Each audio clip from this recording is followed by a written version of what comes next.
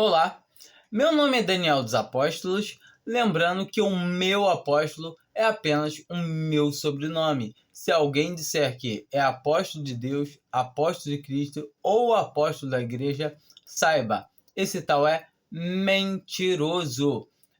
Aqui no meu canal eu falo sobre o Evangelho da Graça, mas hoje eu tirei para falar justamente um pouquinho sobre esse princípio que eu trouxe, né? Sobre o meu sobrenome, que também não é apóstolo, tá? É apóstolos.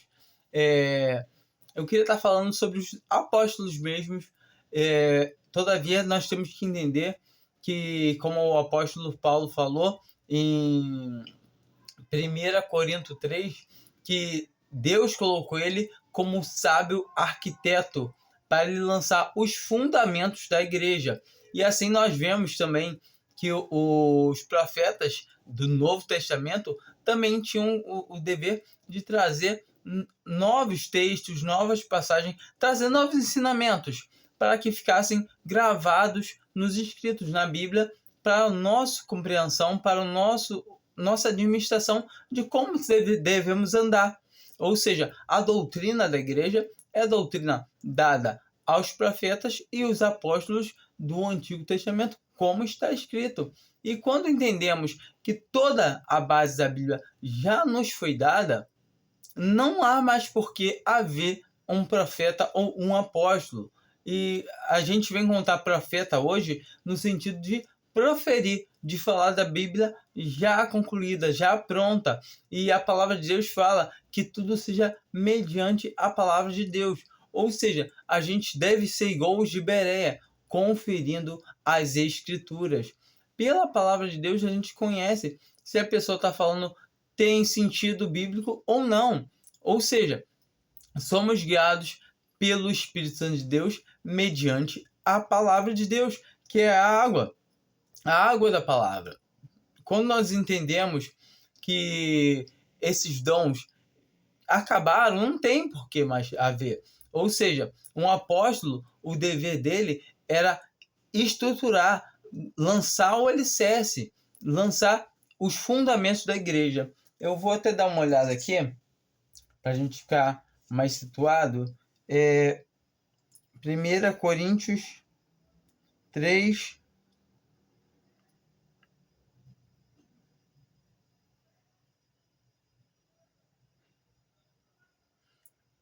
10. 1 Coríntios 3, 10. Segundo a graça de Deus que me foi dada, lancei eu como sábio construtor o fundamento, e outro edifica sobre ele.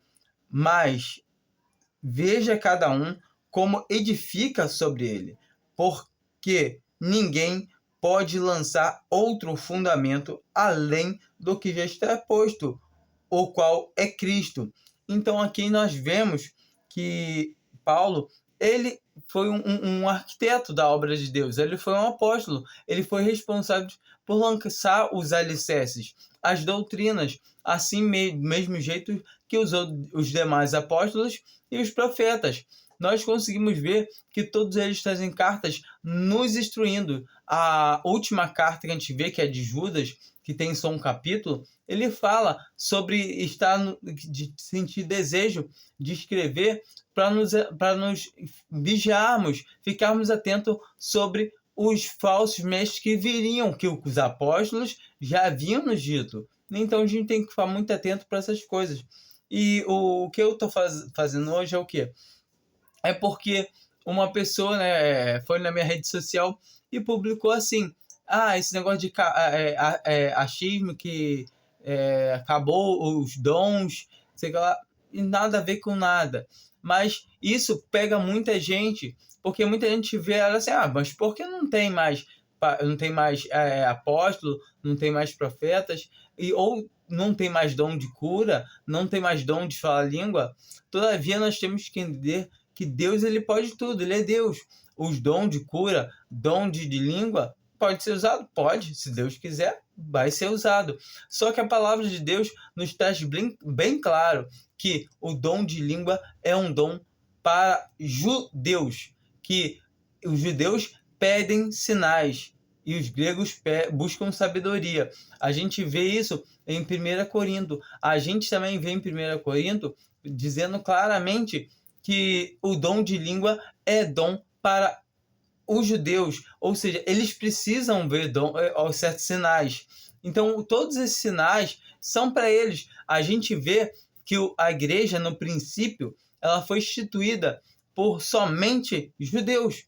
Em Atos 10, que vai ser introduzido os primeiros cristãos gentis, que são os da família de Centurião Cornélio e mais os amigos. Ou seja, antes dali não tinha, e tinham descido com Pedro, eu acho que 6, em Atos 11, falam que tinham 6 varões com eles. Não sei se tinham descido mais, mas tinham 6 com ele naquele momento, que testemunharam a favor dele, dizendo que Deus dava também o Espírito Santo aos gentis.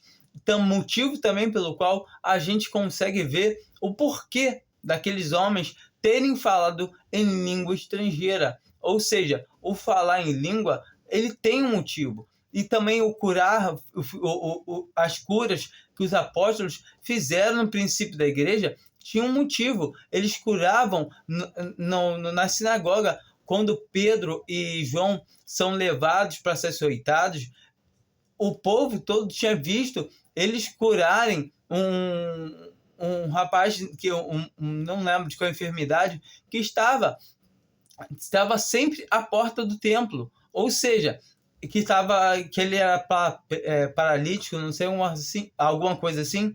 Então a gente pode ver por aí que a palavra de Deus, ela tem sempre um motivo. E aquele pessoal ali não teve como falar, não, eles não, sabe, não tem como falar nada.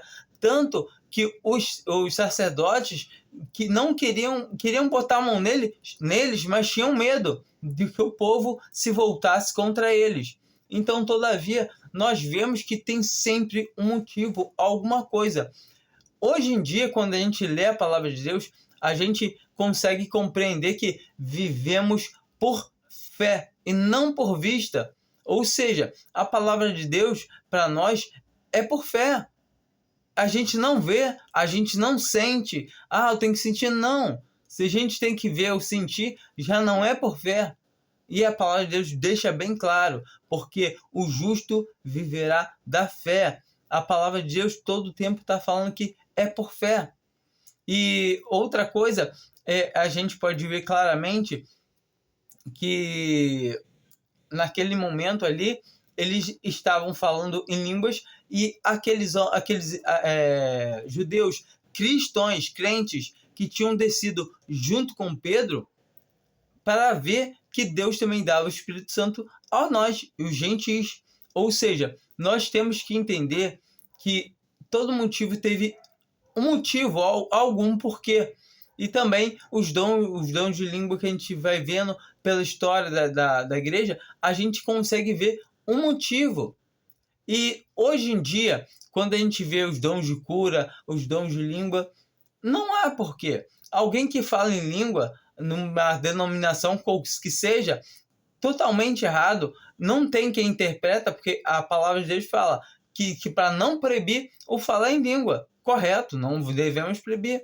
Mas a palavra de Deus também deixa bem claro que fale 1, 2, quando no muito, 3, e que haja intérprete. E também na mesma passagem de 1 Coríntios 14, fala que o dom de língua não é dom para crentes, mas para incrédulos, e ainda por cima para judeus, ou seja, para o convencimento de judeus incrédulos, para converter eles à obra de Deus. Quando nós conseguimos entender isso, que há um motivo para os dons ser utilizados, os dons ser manifestados naquele momento, e até porque ninguém pode manifestar um dom de si mesmo e falar que foi o Espírito Santo que deu. E do mesmo jeito, a gente vê nos dons de cura, que todo o tempo eles fizeram os milagres no começo da igreja, mas depois a gente vê Paulo deixando o irmão quase à morte, acho que é Trófimo, se eu não me engano, em Mileto, e ele recomendando um remédio caseiro, falando para Timóteo para ele não beber só água, mas também um pouco de vinho por causa de suas constantes enfermidades. Ou seja, a gente pode concluir plenamente que ele está falando do quê? De Timóteo ter várias enfermidades devido à água antigamente, não sei qual era a qualidade. Timóteo provavelmente tinha um estômago fraco e Paulo aconselha que ele beba um pouco de vinho por causa das suas constantes enfermidades. Mas por que Paulo não foi lá e impôs a mão sobre Timóteo e não curou ele? O outro irmão que quase chegou à beira da morte e também não curou ele. Por quê? Será que a fé acabou? Paulo tinha um espinho na carne, que a gente pode ver claramente que ele ora a Deus 3 vezes. E o Senhor manda um recado para ele e fala: a minha graça te basta. Hoje em dia nós temos que entender que a graça do Senhor Jesus nos basta, a graça de Deus. Quando nós lemos as passagens que falam que agora importa que por um pouco de tempo sejamos contestados com várias provações. Essa é a doutrina que nós temos, essa é a vida do cristão, que é motivo de grande alegria, ou seja, de grande gozo, passarmos por várias provações, como está escrito em Tiago, como está escrito em João. Em Romanos 5, fala que justificado pela fé, nós temos paz com Deus, mas não somente isso, e também a tribulação, a perseguição, e a palavra de Deus vai mostrando que a vida do cristão aqui é uma vida miserável, assim como foi a do Senhor Jesus. Nós estamos no mesmo caráter, devemos viver sendo perseguidos, injuriados, passando por coisas aqui que assim, surreais e todavia dando o quê? Glória a Deus, todavia sendo gratos em tudo da graça, como está escrito na palavra de Deus. Nós não temos que nos preocupar com o que vai ser aqui nessa terra, porque estamos aqui como peregrinos, como a própria palavra de Deus nos ensina. Se nós ficarmos perdendo nosso tempo olhando para esse corpo de carne para fazer curas, se o Senhor quiser curar a gente, Ele cura, Ele pode curar sim. Eu creio que Ele pode curar a qualquer momento, mas eu creio também que não há por que Ele nos curar, não há. Agora não há mais, porque só a graça do Senhor nos basta. Se alguém está doente, ora a Deus, entrega na mão do Senhor. Todavia Ele sabe o motivo por que ficamos doentes. Nós conseguimos ver que podemos ficar doentes por correção, por estar andando errado na presença do Senhor, porque Ele açoita todo que recebe por filho. A gente vê também em 1 Coríntios 11 que haviam muitos cansados, fracos e muitos que já dormiam. Ou seja, a gente sabe que as doenças que nos acometem no nosso corpo podem ser correção e também podem ser provações, como está escrito lá em 1 Pedro 4, não estranhei como coisa estranha vos acontecesse. Rapidinho, vamos dar uma olhadinha. 1 Pedro 4, a partir do versículo 12, eu acho, é 12. Amados, não estranheis a ardente provação que vem sobre vós, para vos experimentar, como se coisa estranha vos acontecesse. Mas regozijai-vos, por sedes participantes das aflições de Cristo, para que também na revelação da sua glória vos regozijeis e exulteis. Se pelo nome de Cristo sois vituperados, bem-aventurados sois, porque sobre vós repousa o Espírito da glória, o Espírito de Deus. Quem nenhum de vós, entretanto, padeça como homicida, ou ladrão, ou malfeitor, ou como que se entremete em negócios alheios. Mas se padecerdes como cristão, não se envergonhe, antes glorifique a Deus neste nome. Então nós vemos aqui que passar por tribulações, padecer nesse mundo, não é nada demais, não tem coisa estranha nos acontecendo. Nós temos que entender isso. Quando nós vemos a história de Paulo, de Pedro, de João, de Tiago, de todos os apóstolos, dos irmãos logo do primeiro século, foram só perseguidos, mortos. Nenhum deles tinha uma vida privilegiada. A gente só vai ver os milagres, as curas, no início mesmo, logo na entrada, para mostrar que eles estavam no mesmo caráter do Senhor Jesus.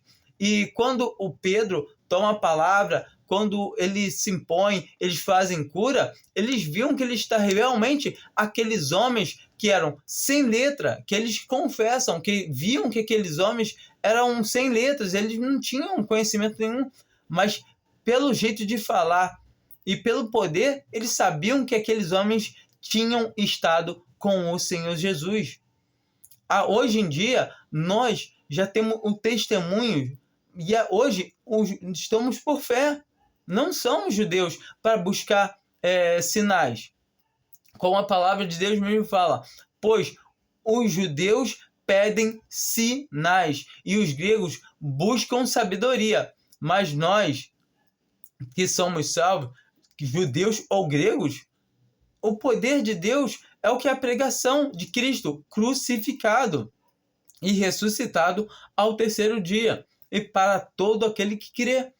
Então, temos que entender isso, que hoje em dia, se alguém pega e fala que é pastor, que é apóstolo, tá bom. E aí ele é apóstolo de uma denominação, o qual é contra a vontade da palavra de Deus, que fala para não haver divisão. Não faz sentido. Que apóstolo é esse? Ele é apóstolo errado, que está desconstruindo o que os outros apóstolos construíram? Entende? E não faz lógica. Se alguém se julga profeta, ele vai trazer uma profecia fresquinha. Isso aqui é um novo mandamento da palavra de Deus, para esperar agora esse novo mandamento. Qual novo mandamento? Se a igreja, ela é o povo celestial de Deus, é o povo do céu. Ou seja, qual que a gente espera? A promessa do Senhor Jesus, que cedo venho. O cristão, ele aguarda ou a vinda de Cristo ou a sua morte nessa terra. Ele aguarda, primeiramente, a vinda de Cristo. Mas se Cristo não vier, a morte, porque ele não vai construir nada aqui. A palavra de Deus é bem clara. Quando a gente lê as instruções de Paulo para Tito, para Timóteo, e se a gente falar que a vida do cristão aqui na terra ela é maravilhosa para juntar dinheiro, Paulo mesmo ele fala que ele aprendeu tanto a ter como não ter. Um cristão ele pode pode, mas também pode não ter. E a palavra de Deus é muito clara, que todavia não devemos ficar buscando de arrumar riqueza nessa terra. Tudo bem, temos que trabalhar, temos que sustentar a nossa família, sim, correto. Mas sempre em mente o seguinte: eu tenho um lar. E se eu partir agora, eu tenho um novo corpo. Se eu sair desse corpo, eu já tenho um outro corpo. E eu vou receber no dia que o Senhor vinha buscar toda a igreja. Eu vou estar com o Senhor se eu partir agora dessa terra.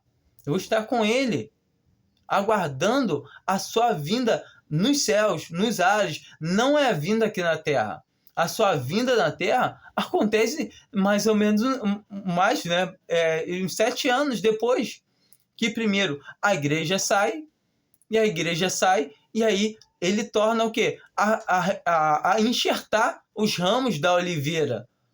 Ele, quando vomita lá a Odisseia, como está escrito em 2 Tessalonicenses, aí vai haver a apostasia, que as pessoas vão estar realmente se apostatando da fé, porque só vai ficar o joio, só casca. E aí o Senhor enxerta os gentios. A palavra de Deus, ela deixa clara para a gente, para quem tem um espírito para poder entender, que o Senhor agora convém que ele tire um povo para o seu nome dentre os gentis, como está escrito em Atos 15 e também como está escrito em Romanos 11, que fala que agora o Senhor tira até que entre a plenitude dos gentis. Então, o Senhor vai tirar um povo dentre os gentis para o seu nome, para que depois volte e reedifique o tabernáculo de Davi, para que ele volte e todo Israel será salvo. Leia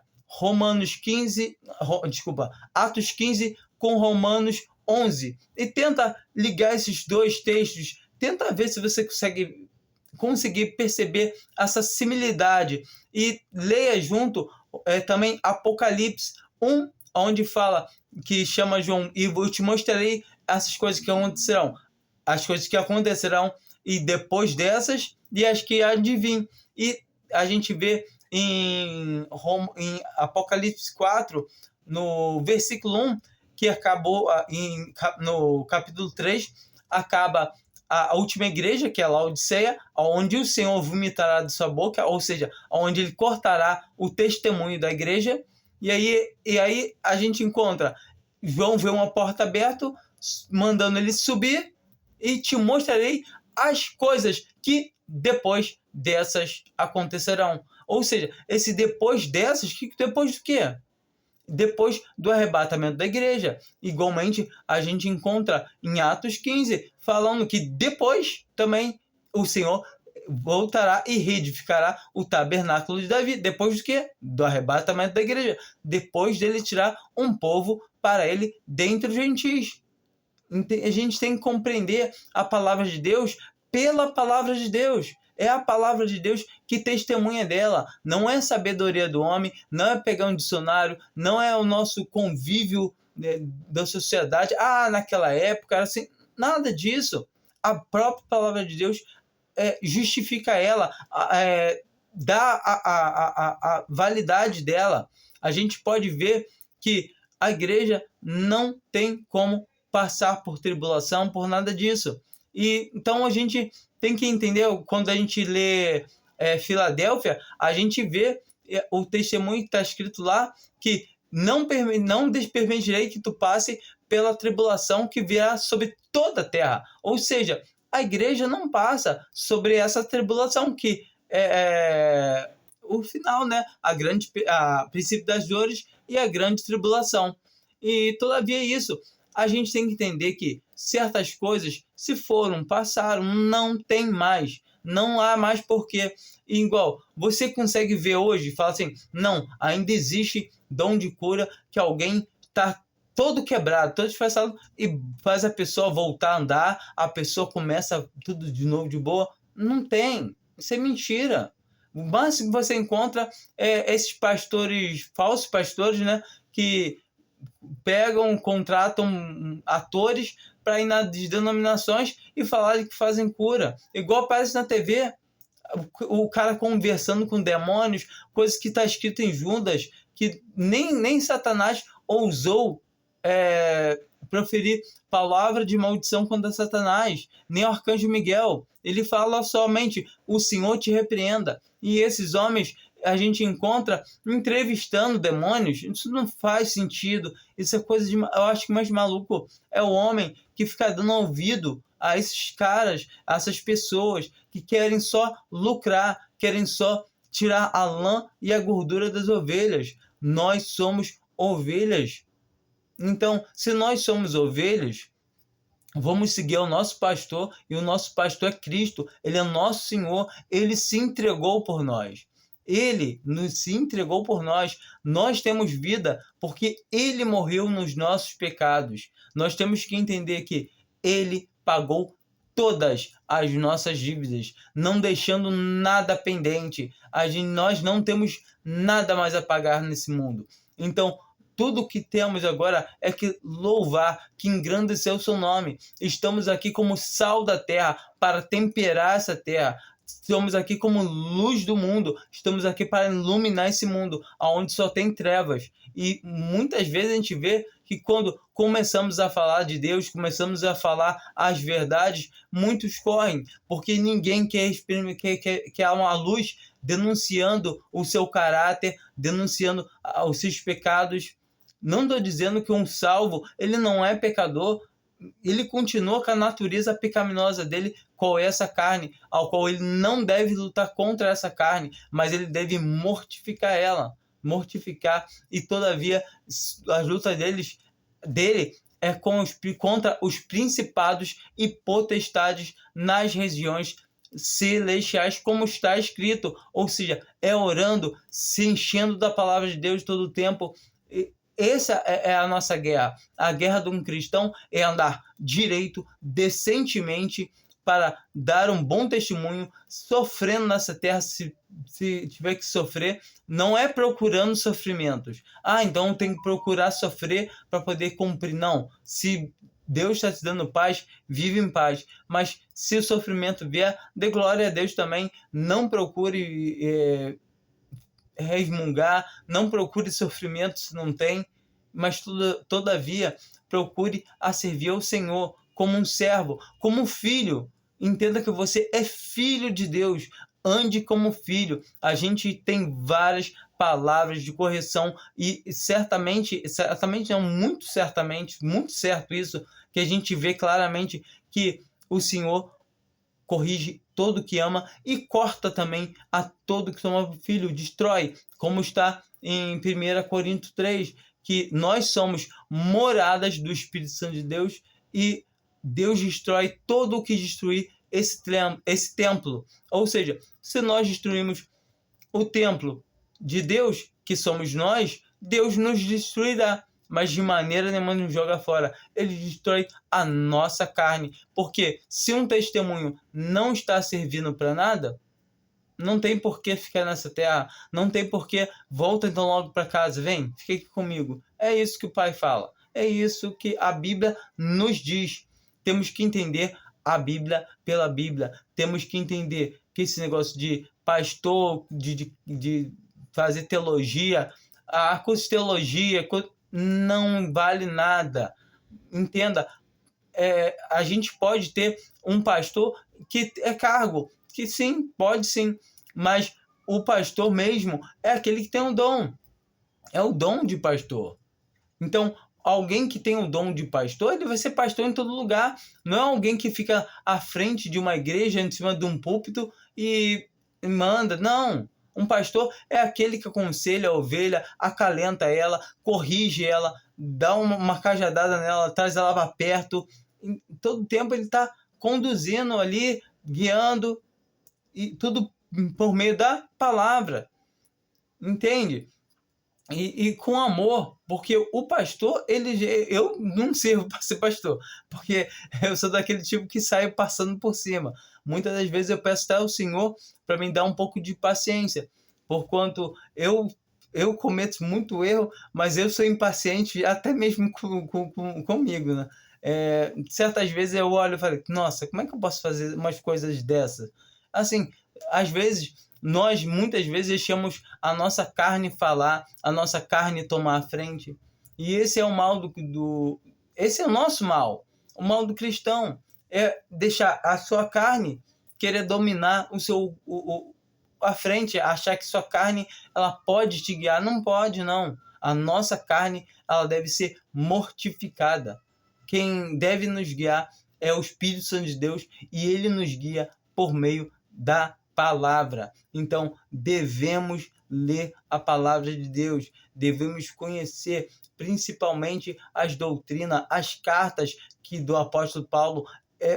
Eu acho que um novo convertido, alguém que está começando a conhecer as coisas de Deus, deve se ocupar plenamente com as cartas, principalmente quando o apóstolo Paulo, mas também ler Pedro, Tiago, e entender que o Antigo Testamento são sombras das coisas que haviam de vir, que o Antigo Testamento é judaísmo e não tem nada para a igreja diretamente. Claro que nós podemos aproveitar muito do Antigo Testamento, mas não podemos pegar nitidamente como doutrina as coisas que estão antes de Atos. Temos que entender que os evangelhos como João, como Mateus, Marcos e Lucas, eles são para judeus, entende? O Senhor veio para os seus e os seus não receberam. Então, todo tempo eu gosto muito do Evangelho de João, que é o evangelho onde mostra que o Senhor Jesus é Deus. Ou seja, ele é um evangelho que ele mostra que a salvação não depende do homem, ele mostra que a única maneira de ir a Cristo é se o Pai der. Ou seja, nós conseguimos ver os fundamentos da salvação ali, ver que a gente é totalmente avesso contra Deus, e só se Deus nos guiar, nos injetar vida por meio da sua palavra, que nós realmente vamos começar a ir fazer a vontade de Deus. Entendam, hoje em dia tem muitos dons que não tem mais por que haver, não há mais